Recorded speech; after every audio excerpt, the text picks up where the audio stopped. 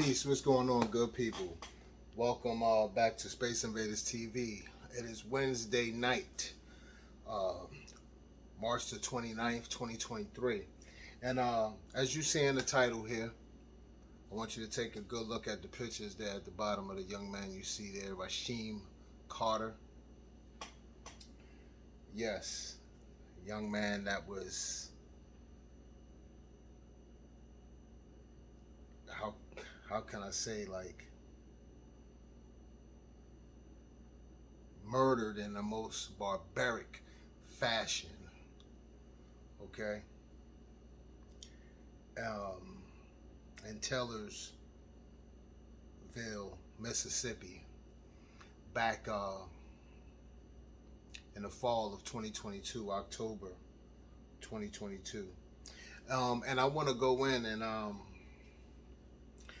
want to show you how this story is developing right now. Um,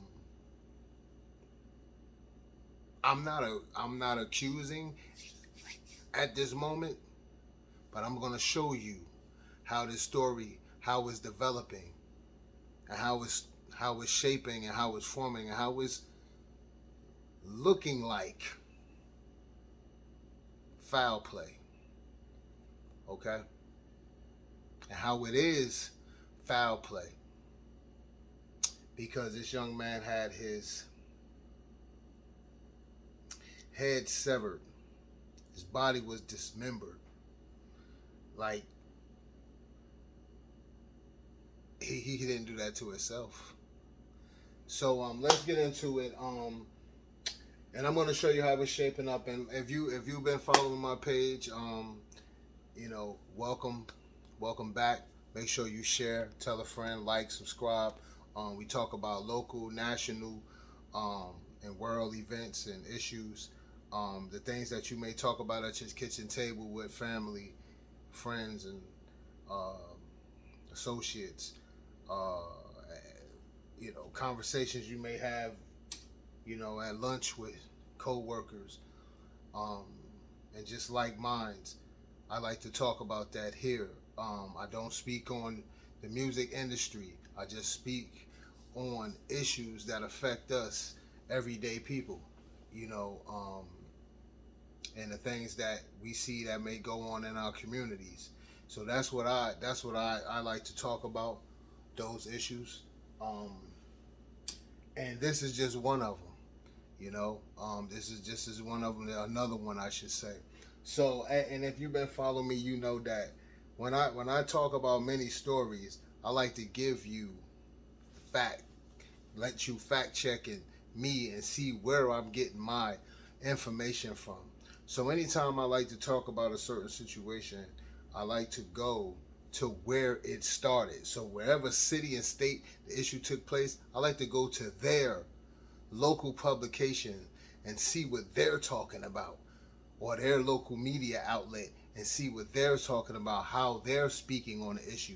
And that's what I'm going to do right now. And we're going to walk our way through, and I'm going to walk you through nationally.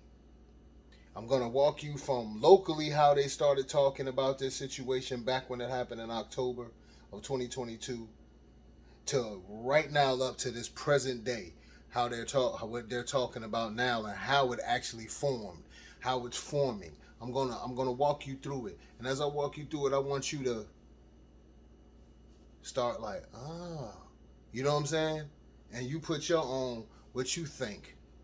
So let's go right now. So like I said, the young man, as you see, his pictures up on the screen here, Rasheem Carter, 25-year-old young man, working. Young man. He wasn't doing anything mischievous, not to anything that I read. He was just working, and you know, and he went missing. But, so this is from the local publication out of Laurel, Mississippi. It's called, the local paper called Laurel IMPACT. Okay, and this article was put out November the 4th, 2022. Remains of missing. Let me turn this around for y'all so y'all can kind of see, get a little bit of what I'm seeing. You know, Remains of missing man discovered near Tellersville. Health Whaley Buckley newspaper, November 4th, 2022. The body of a missing man was located by the Smith County Sheriff's Department on Tuesday, November the 2nd, just outside of Tellersville, some 25 days after the man was reported missing. According to Smith County Sheriff Joel Houston, the body found is believed to be the remains of a 25-year-old Rasheem Carter. Houston said identification found near the body revealed Carter had a Vicksburg address. Now, the the address where they might say where he's from later on, you're gonna hear different. They're saying other publications saying he may be from somewhere else. Okay, but this is from Laurel, Mississippi. Okay, and the incident happened in Taylorsville. Okay, this publication is the Laurel IMPACT. Okay, and it happened in Taylorsville, Mississippi. Okay, let's go here. Okay, so they said the body was found near the body revealed Carter had a Vicksburg address. Houston went on to say Carter's family reported him missing on October the 4th, 2022, to the Laurel Police Department. Carter had been working a temp job in Taylorsville and had been traveling from back and forth from Laurel, where he was staying in a motel in Laurel, Mississippi. Okay. On October the 4th, the family of Rasheem Carter went to the Laurel Police Department and filed a missing persons report because Rasheem was staying at a motel in Laurel. To their understanding, that was the last time that he was seen in Laurel. Houston explained.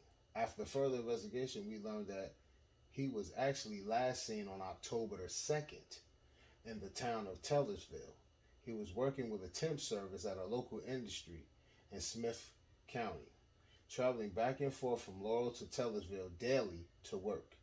Houston said the investigation came further to light when a local landowner brought attention to them a photograph that was captured on a trail camera, which was on the owner's property. We worked a bunch of different leads and nothing really panned out. And then late last week, a landowner had retrieved pictures from his game camera. The pictures was from October the 2nd, which showed Mr. Carter on the camera. Based off based off of the trail camera picture, we began our search there. The sheriff's department searched the area where the trail camera was located for several days with no results. Sheriff Houston said he later contacted a dog handler from North Mississippi with cadaver dogs and continued to search the area. After searching the area with the dogs, the remains were eventually located. We continued to search the area and found what we believe to be the remains of Rasheem Carter. We also we were also able to find some identifying factors and property that we know is his, he said. The remains were located off of Highway 37, just south of Taylorsville, in a wooded area. Everything was collected and sent to the Mississippi State Crime Lab in Pearl for autopsy purposes and DNA confirmation. Houston mentioned. He went on to say there is no evidence of foul play at this time, but the investigation is just now beginning. At this point, we have no reason to believe that foul play was involved. Really, the investigation has just begun. We've got several avenues to check and that we are working on before we can make a final determination. Keep the family in your prayers. Okay? Now, this is a local publication here in Laurel, Mississippi called the Laurel IMPACT. And this is what has been said initially from the start locally where this happened at. Laurel is just like neighboring to Taylorsville, Mississippi. Okay?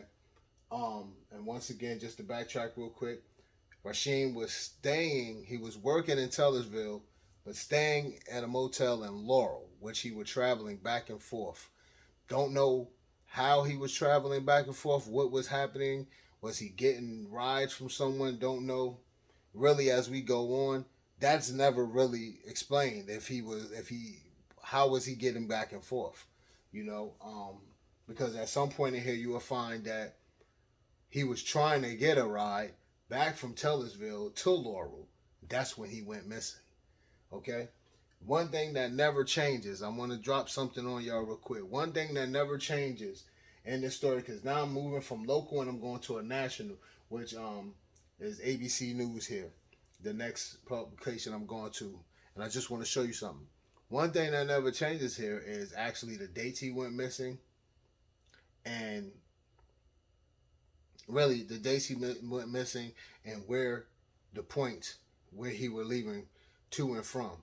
That never changes, but you're gonna see some more developments, and I want to see if you're gonna really catch it. Mississippi man. Okay, this is ABC News. Okay, abcnews.com, uh, abcnews.go.com to be exact. Mississippi man who went missing found with head severed, attorney says. All right, this article was put out March 15th, 2023.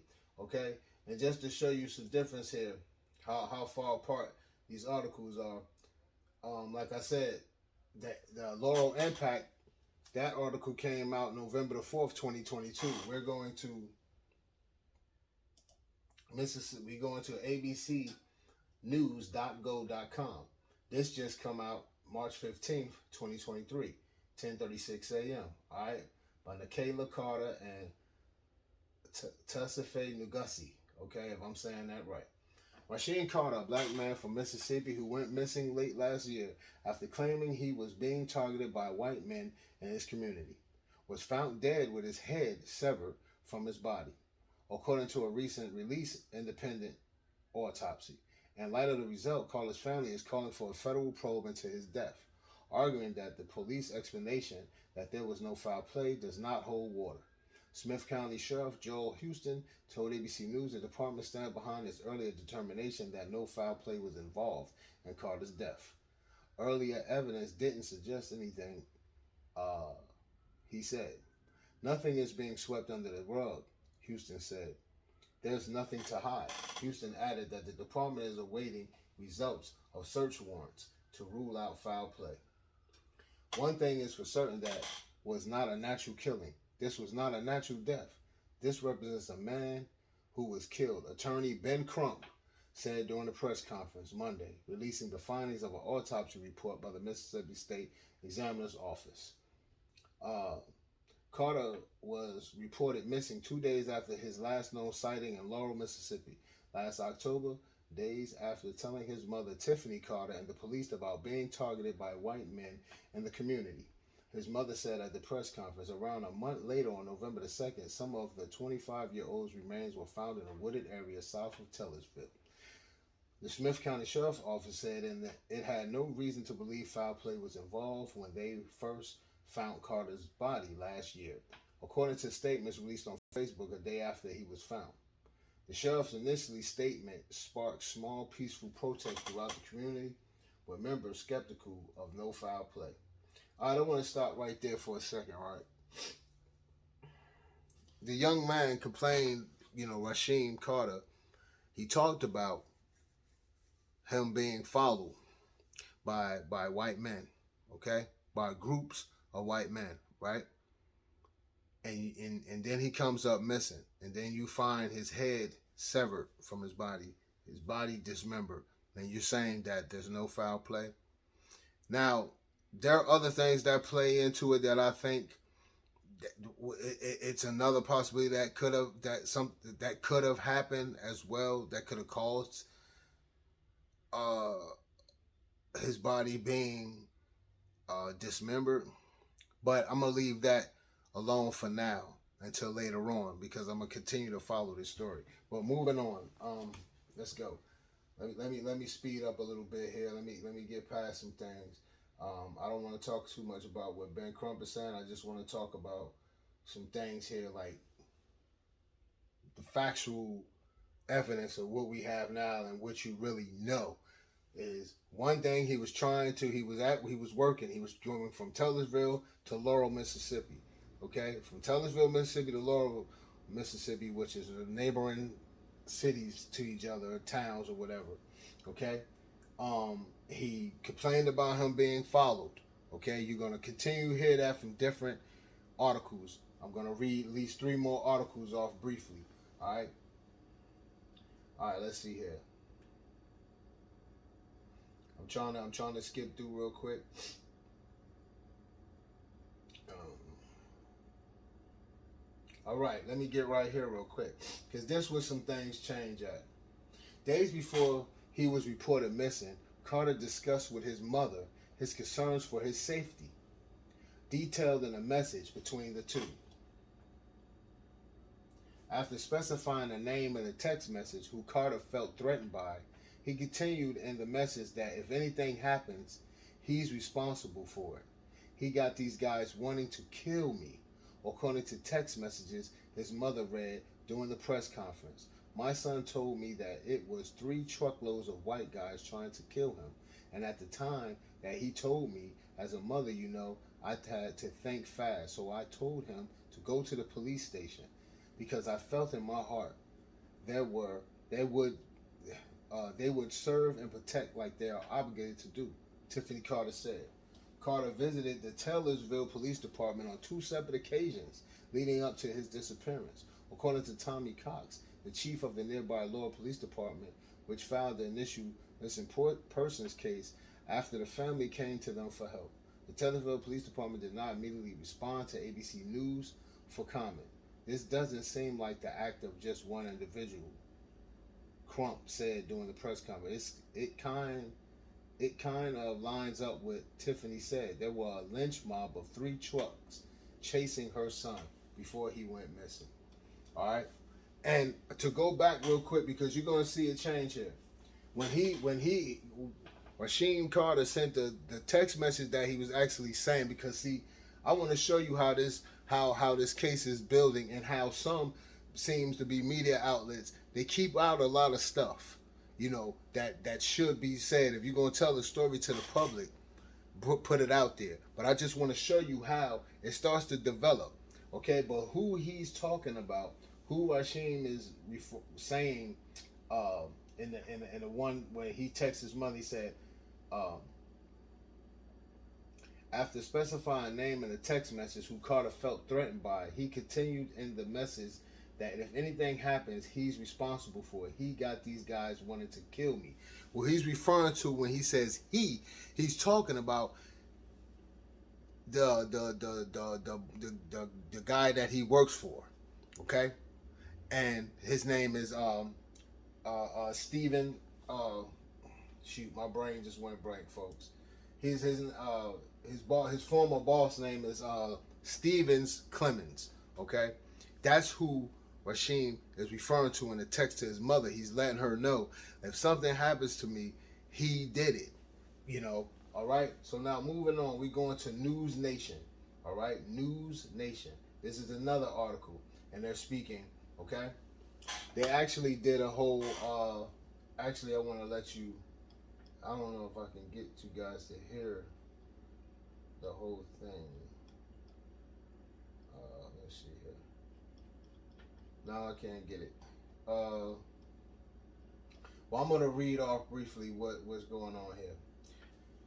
Laurel, Mississippi, News Nation. Rasheem Carter's former boss, Luke Clemens. Now, they're calling him Luke Clemens, but his name is Steve Clemens. That's what other publications are calling him. Well, at least the publications out of North Carolina, that's what they're calling him. Okay? But in this News Nation, they're calling him Luke Stevens. Okay? And it may be Luke Clemens. I don't know. But they're calling him Luke Clemens for a reason I don't know. Because in North Carolina, when you sit to the next publications I have are publications in North Carolina. Well, one blogger out of North Carolina and a publication out of North Carolina. And they're saying Stevens Clemens. Okay? So, Laurel, Mississippi. This came out, this came out March 29th, 2023. Today. Okay? Actually, were Stephen Clemens. They're calling him Luke, but Stevens Clemens, he did, I guess he wanted to do an interview, and he sat down with these folks. So here, Rasheem Carter's former boss, Luke Clemens, is being targeted online by people who think he is involved in Carter's death. Carter, 25, was found decapitated outside of Laurel, Mississippi, and police initially said there was no foul play in his death. We started getting death threats. They started making accusations for my wife, my kids, and then it was relentless. Clemens told News Nation's Ashley Banfield about death threats he's getting from strangers online. Evidence showed Clemens was not involved in a crime, and he denies any involvement in Carter's death. Clemens said he was getting calls every minute until his voice box filled up and text messages were horrific. It got to the point where, and his family is now in hiding. You and your family will suffer, and your kids will suffer for the rest of their lives. Online threat. Read. I'm going to stop right there, right? Because they're not even this publication to me, News Nation, they're not even showing any compassion for the Carter family and their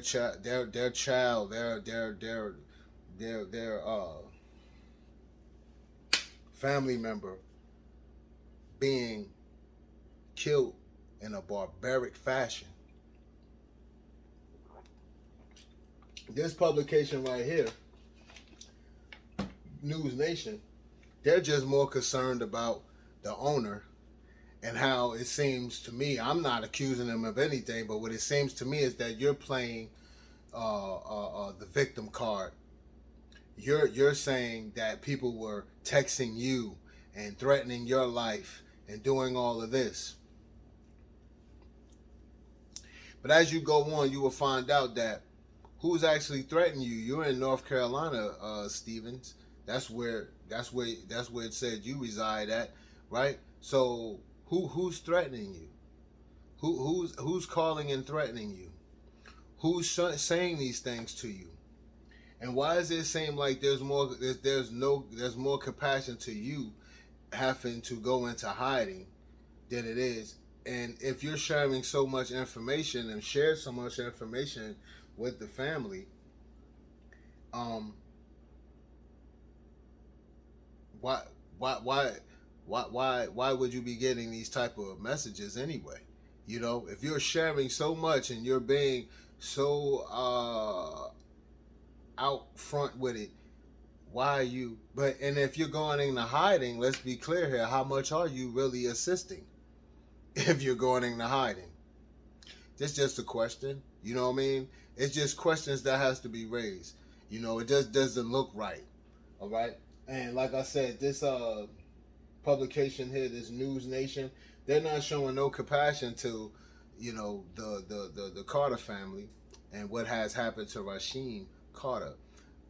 This young man, 25-year-old body was, his head was severed from his body. His body was decapitated. Like he was, I mean, unidentifiable. So much so that they talk about even like his body was. It didn't take long for the dogs got to his body and was eating on him. You know. So you're gonna show you talking to this gentleman here. You want to call him Luke, but you know, publications in North Carolina are saying Stephen Clemens, okay? And he talks about, he had to lay off his employees, and he had to go into hiding. He lost some contracts and everything of that nature. So what we're like, okay, if you're being helpful to the family and you're giving them, being proactive and handing and giving up whatever information, and then just showing compassion to the family and just being there with them, you know. I have so many questions, and like one of my questions is like, okay, when did you find out, Mr. Clemens, about Mr. Carter's death? And when you did find out about it, did you guys, were you there working? Did you pack up and leave right then and there? What was said to you? How was it? How was the information given to you? How did you receive that information? What was the actions after the information of and you were informed about the death of Mr. Rasheem Carter? And why would he tell his mother that? that is a serious accusation. What took place between you and this young man that he really felt like he had a real problem with you. Y'all had a problem with each other. There was a serious beef. What took place that he felt like he needed to tell his mother that was one of the last things that he actually said to his mother was, if something happens to me, he did it.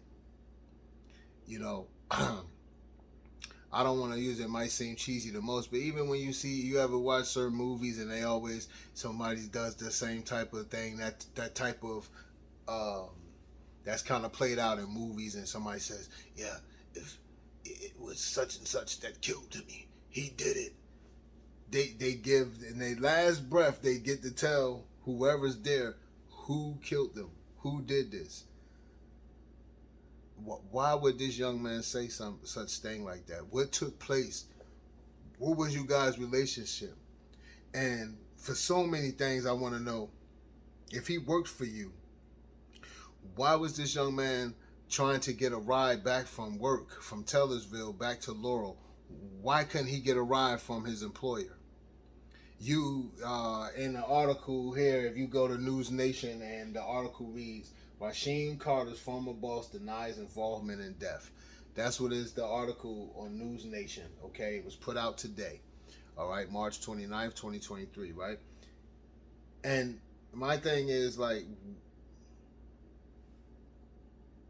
why couldn't he get a ride with his boss? Why his boss didn't give him a ride home if they were on a job together?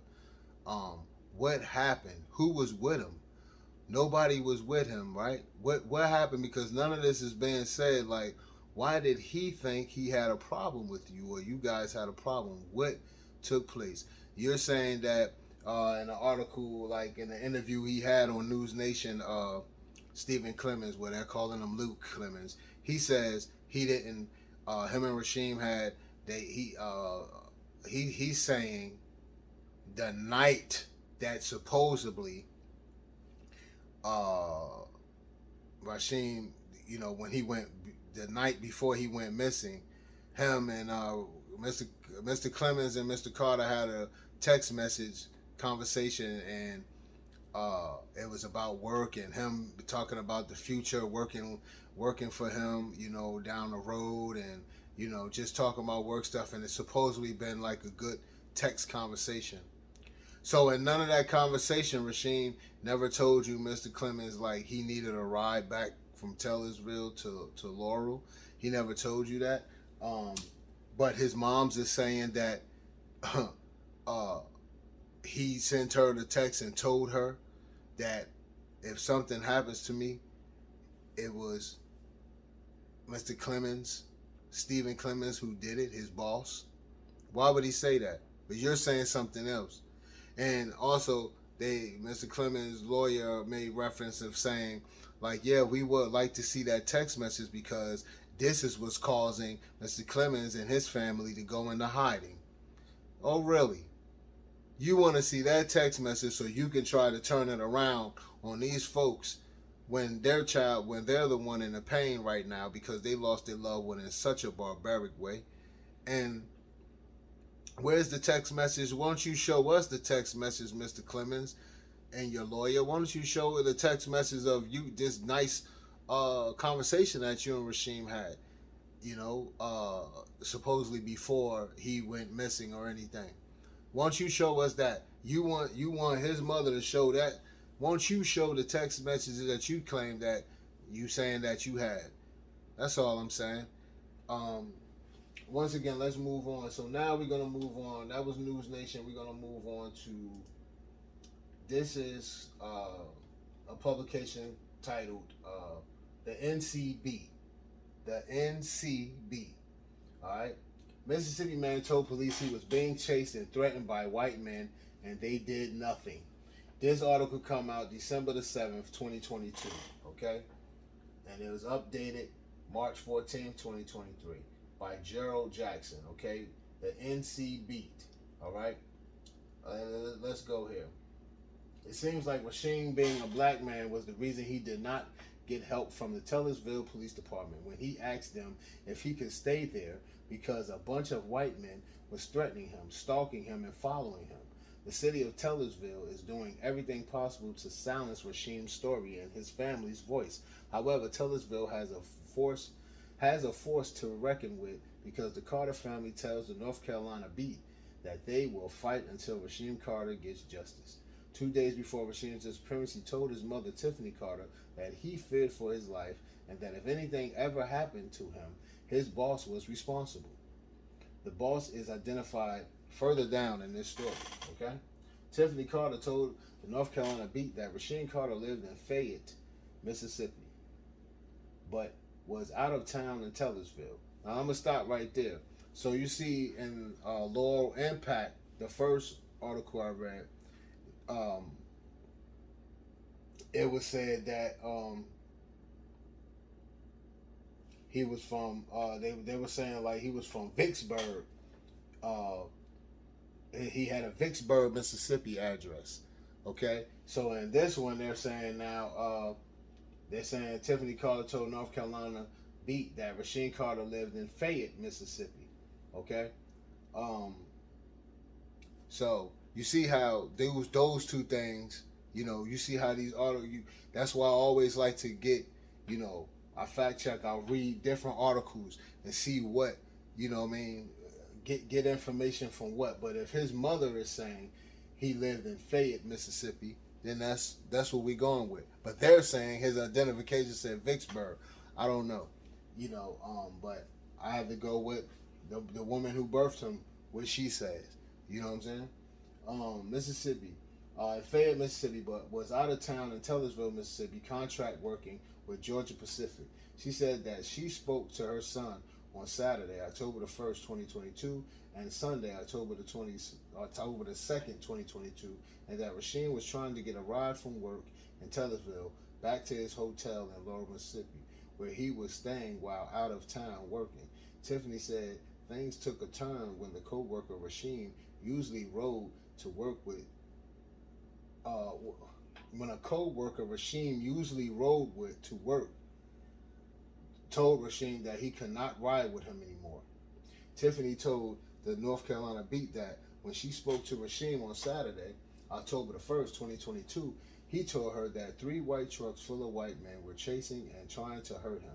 She said she told Rasheem to go to the Tellersville Police Department and tell them tell them what was happening. Tiffany said she was on the phone with Rasheem when he told them 3 trucks full of white men were chasing him and trying to hurt him, and he needed a ride back to his hotel in Laurel. But the police department said they could not help Rasheem. Okay, we're gonna stop right there. So he went to the police department telling them what's up. They told him they couldn't help. The other thing is, why did the person he was riding with, and who is that person's name? Who is that person that told him? Now, this is the first time that you heard that, right? Now, see, we done read 3 other publications. This is the 4th one, okay? And none of the other 3 said anything about this right here, right? You see where we going here? It's developing. This story is developing, okay? So, and this is from his mother. His mother is telling you she was on the phone while she told him to go into the police department in Tellersville and tell them what the issue was and what was going on. She stayed on the phone with him while he did that. And I want to also know who was the person that told him he couldn't ride with him no more, and why did he tell him that? What transpired between them two? Who told him he couldn't ride? Why he couldn't ride with him anymore? What was the problem? What happened? That they worked together. What happened? Okay. So let's move on. So Tellersville Police Department told Rasheem that Laurel was out of their jurisdiction. Tiffany says Rasheem asked if he could stay at the department until someone came to pick him up, and they told him no. So he asked the police department could he stay there until somebody pick him up. Rasheem asked the police department because they said they were in Tellersville, and he said we can't take you to Laurel. That's out our jurisdiction. So he said, well, can I stay here till someone picks me up? They told him no. Why? Tiffany said She took it upon herself to call Taylorsville Police Department to find out why they could not help her son. And they lied to her, saying that when her son came into the department, he never said someone was trying to hurt him. They lied to Tiffany because she was on the phone with Rasheem when he went to the Taylorsville Police Department for help. I was on the phone with my son when he went into the police department asking for help, Tiffany said. They're going to tell me he never told them that someone was trying to harm them. They didn't want to help him in no way. They didn't want to give him a ride. They couldn't even just ride him to the border of Taylor and Laurel. From Taylorsville to Laurel. They couldn't just get him to the borderline, huh? They didn't want to let him stay there till someone picked him up. What was the harm in that? Okay. Tiffany said that after she got off the phone with her son with Taylorsville Police Department, she called Rasheem back. They conversed and he told her he was good. She said it is their code to let each other know they are all right. Tiffany said that when Rasheem told her he was good, she trusted him like always and did not worry. Where Rasheem stayed Saturday night after he and his mother Tiffany hung up is unknown. But Tiffany said she spoke with Rasheem again on Sunday, October the 2nd. She said that Rasheem was still saying that the white men were still following him and trying to harm him. Tiffany said she told Rasheem that she would send her friend girl to pick him up. I was in Pennsylvania. This is his mother. I was in Pennsylvania at the time, so I was far away to get to him. But I sent my friend to go pick him up, Tiffany said. He dropped his location, told me where he was, and I had her go to where he dropped his location. Tiffany said that when her friend got to where Rasheem dropped his location, he was nowhere to be found. So sometime between 10:46 a.m. October the 2nd and 4:32 p.m., something went on with my son, Tiffany said. Between that time frame, something happened. I never talked to him again. On November the 1st, Smith County Sheriff Joel Houston contacted Tiffany and asked if she could identify a body on Hunter's video in a wooded area just south of Taylorsville. Once Tiffany was shown the body, she told Houston it looked like her son, Rasheem Carter. Tiffany could also identify the body as her son's because of the belongings also found on him. The following day, the mangled remains of Rasheem Carter were recovered at a deer park off Highway 37, a mile south of Taylorsville. Tiffany told the North Carolina Beat that from her photos, her son had bruises on the back of his neck close to his hairline, but officials told her that they did not see any bruises on Rasheem. She said police told her they were not downplaying that Rasheem did not have bruises. They just did not see anything on him. Tiffany said that when authorities took her to where her son was found, she immediately knew that foul play was involved. The area they took me to was like a hunting area, and my son don't hunt, Tiffany said. I told them right off the bat that some foul play was involved. The boss Rasheem was working with in Taylorsville is the same man that the North Carolina Beat identified as 39-year-old Stephen Clemens of Pleasant Hill, North Carolina. Okay? Now, on the ABC News channel, right, on our website, they were calling him Luke, right? Here, on the Carolina Beat, identified 39-year-old, the boss Rasheem was working with in Taylorsville is the same man that the North Carolina Beat identified as 39-year-old Stephen Clemens of Pleasant Hill, North Carolina. Okay? And then you see his picture, right? Tiffany told the North Carolina Beat that she has not been able to physically see her son's remains and has been unable to lay him to rest because his remains are still with the state medical examiner. No arrest has been made in Rasheem Carter's death. All right? And it goes to say if you have yeah. Let's go here. All right, so the last article here, bang, bang. This is a blogger, Sara Walker Gorrell. What is the connection between Roanoke Rapids, NC, and a mysterious death in Mississippi? This is where we're gonna wrap it up right here, folks, a little bit, and I'll pose a few questions. ABC 11 in Morrisville, NC, reported today that Roanoke Rapids, NC Police Chief Bobby Martin and Captain Jamie Hardy had been placed on unpaid suspension leave pending investigation. Earlier today, the NC Beat posted the same information.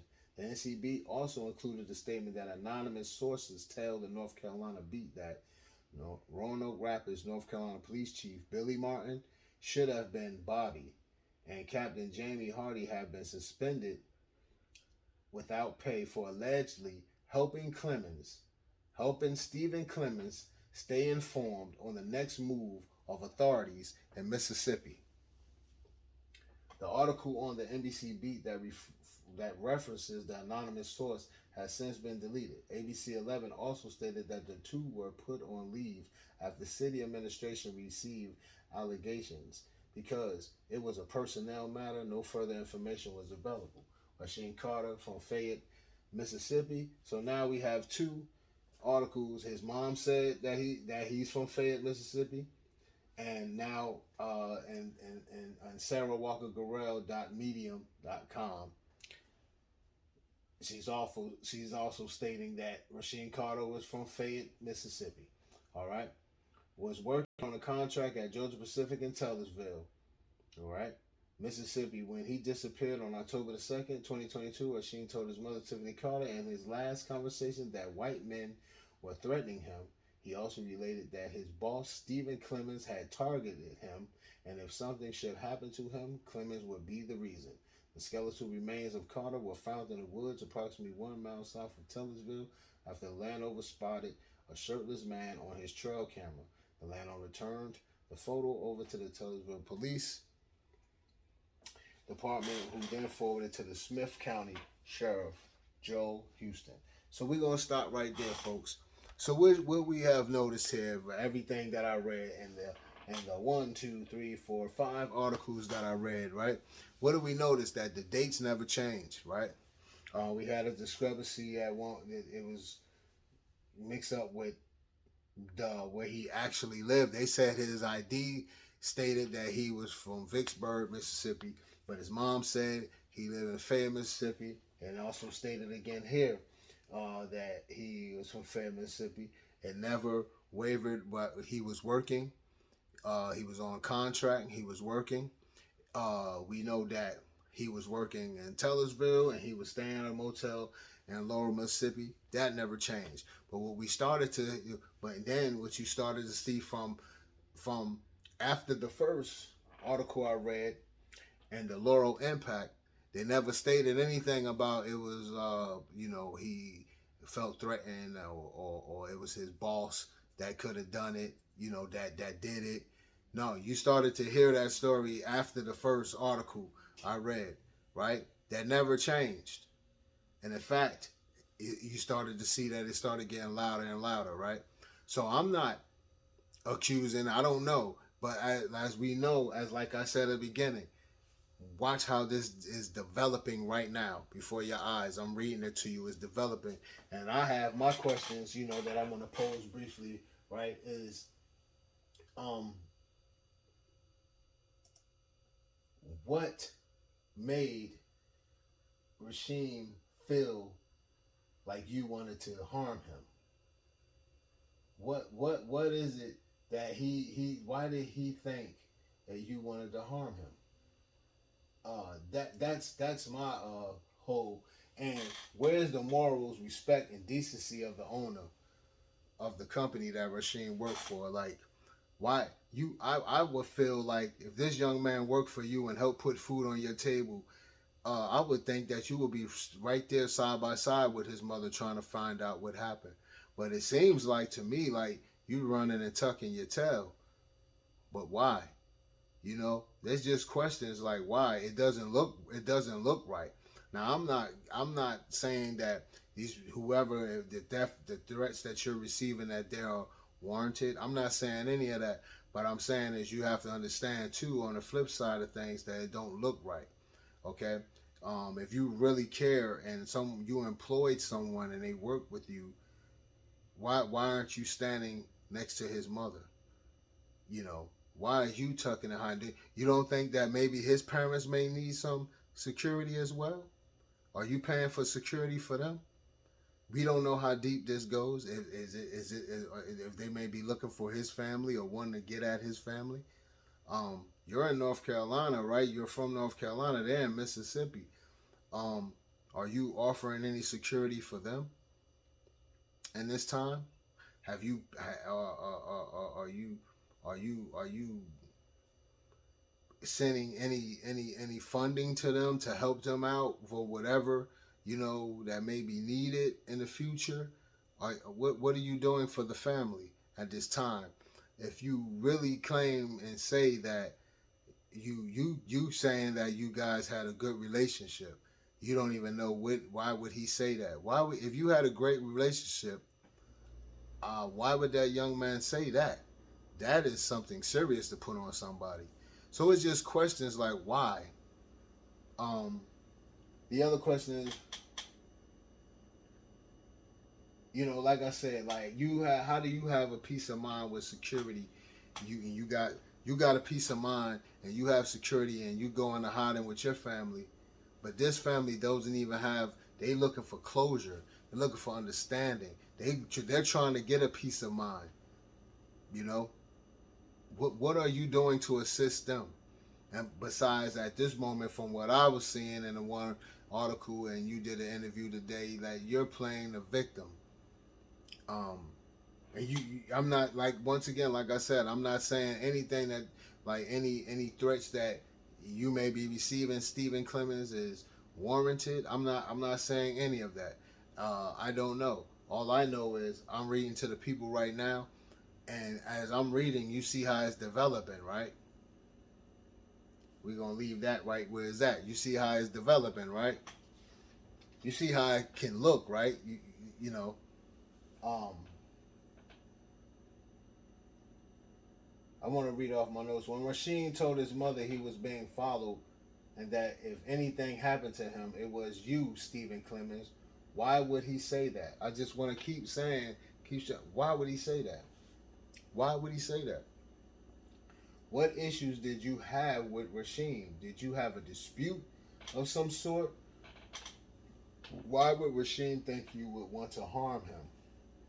Stephen Clemens, why would he think that? What happened? What really happened that he would think that? If someone's nice to me, I'm not gonna say, "Hey, they killed me," and then I died, but I left you with them words in a text message. If you were nice to me, that's something real hard. That's bad to put on somebody. Okay. Um, he said in one of the articles, like I read, Rasheem Carter said that he felt you. He said you had it out for him, Stephen Clemens. Why did he feel that way? You know what I'm saying? Why did he feel that way?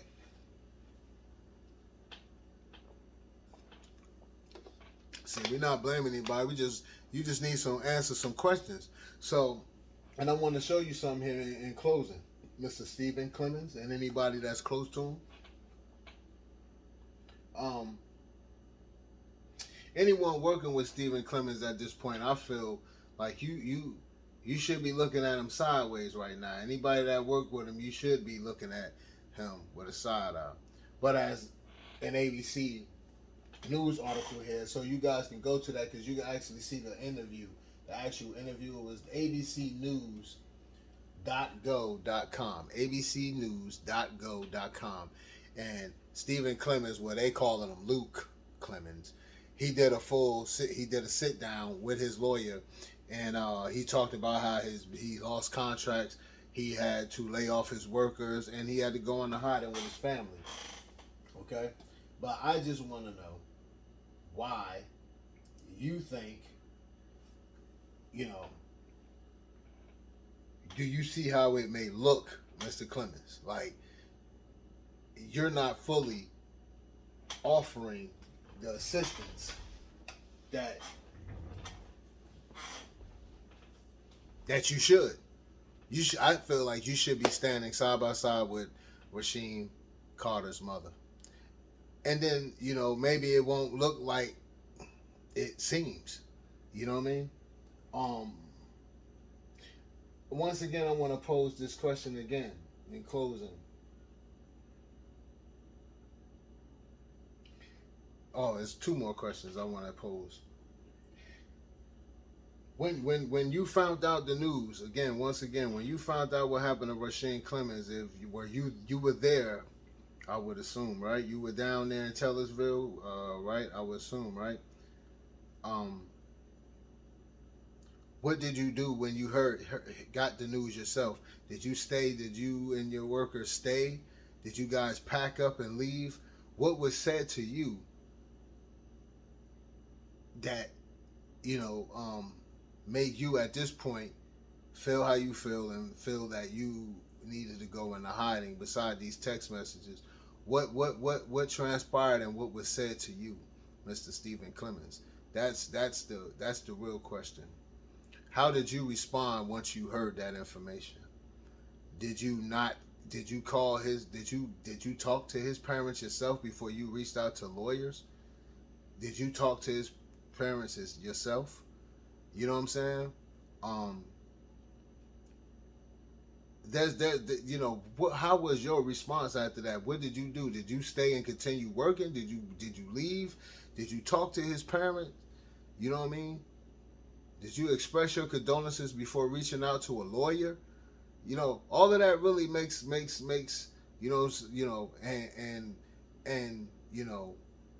it's about compassion, morals, decency, respect. Another thing, if you had nothing to do with his death, right? Why are officers in Roanoke Rapids, North Carolina, feeding you information, giving you a play-by-play, and then they were put on suspension or whatever, uh, because that's something they shouldn't even be doing. You know what I mean? But why are they feeding you information? What if you have nothing to do with nothing, right? Why they need to be feeding you information, Mr. Clemens? That's another question, and that looks bad for you. Do you understand, like, how this thing is looking, right? And that's a big that's a big with Rasheem Carter, some of the last words he saying to his mother, and saying, if something happens to me, it was Stevens Clemens, my boss. He did it. He has it out for me. You understand? Like, that's serious. You know what I mean? And if his mom has that in a text message, you know that's serious. And then you have to understand, like, it doesn't the way it doesn't look good. Like, how did you respond when you heard the information about his death? How did you respond? Did you reach out to his mother yourself before lawyers got involved? Did you show and pay your respects? Did you show some uh, uh, did you have morals and decency about yourself about this thing? Why is it a play-by-play given to you from the police department and in your city and in your state?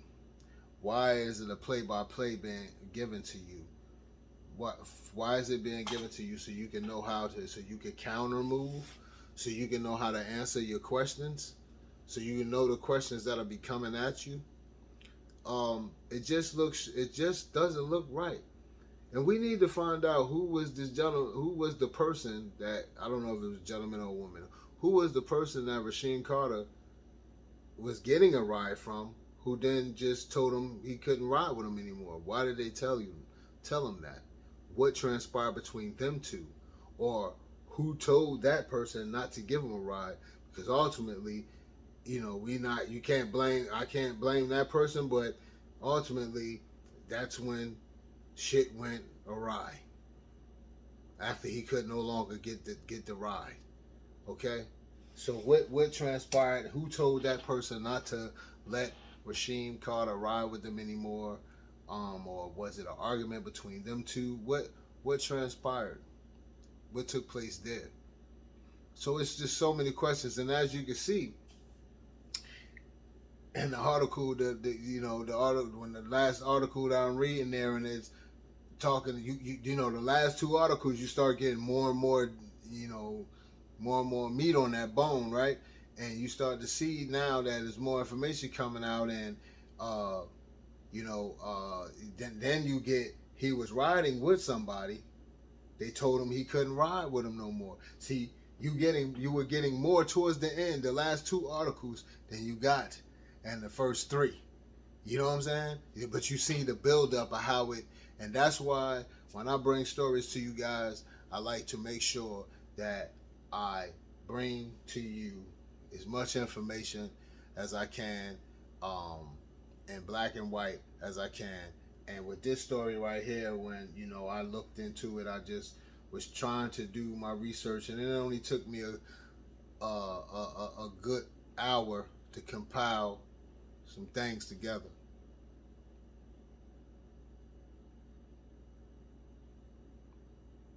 But I just tell you, man, it's heartbreaking, and it's a shame, that this had to happen to this young man. He wasn't harming anybody. He was just a working young man trying to earn an honest pay, and all he was trying to do was just get back to his hotel room.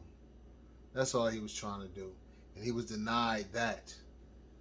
If he could have got that ride from the police department, or if the police department could have just let him stay until his mother's friend came to pick him up, ultimately he might have would have just went back home to Fayette, Mississippi. He might have would have just went back home.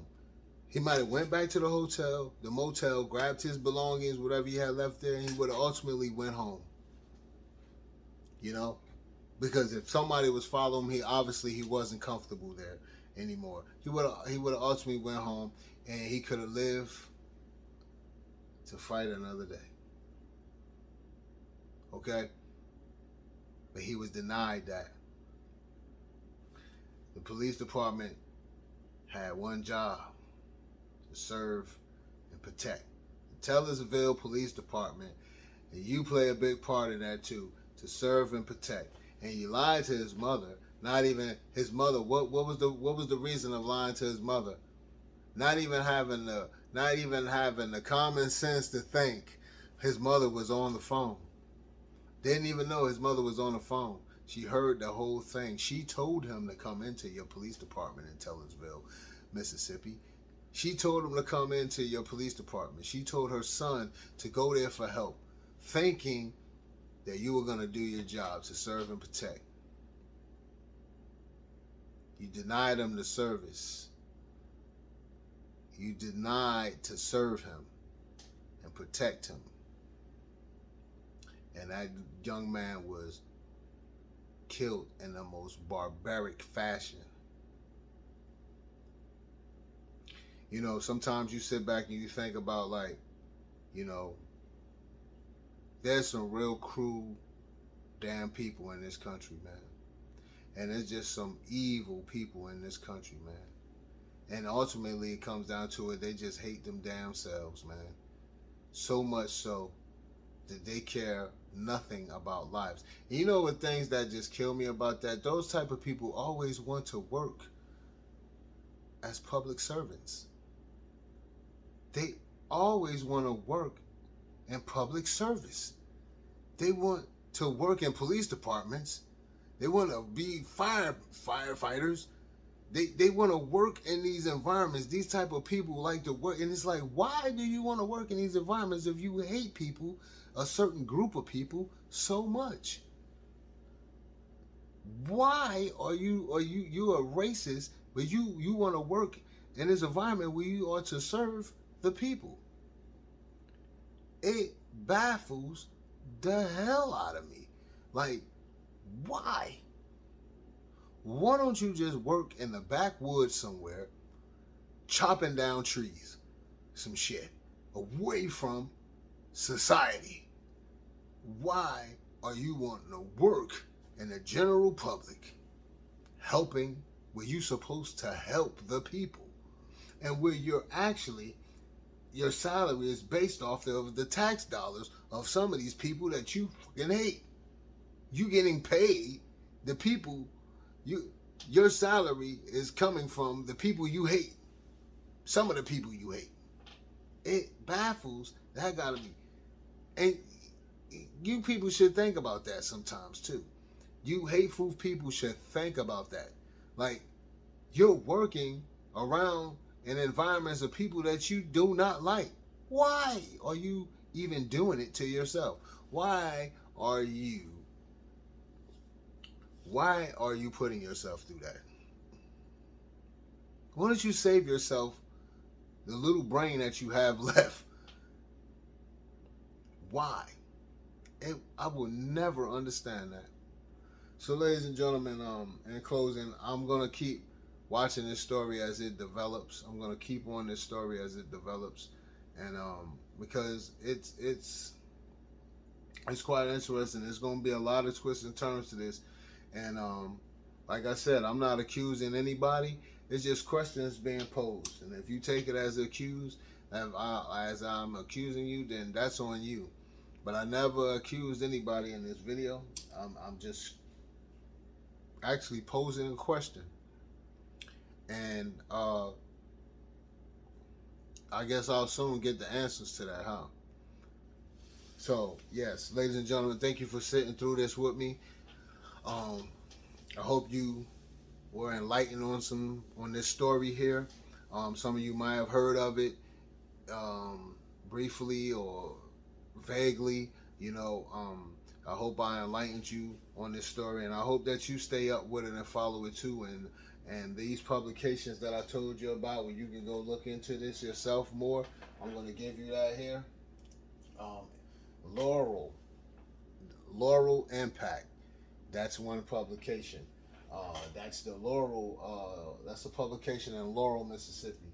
Another lady here. This is a blogger, Sara Walker Gorrell. Sara Walker Gorrell. All right. What's the other one? The NC Beat. The NC Beat. All right. That's another one where you could get, and the title was Mississippi Man Told Police He Was Being Chased and Threatened by White Men and They Did Nothing.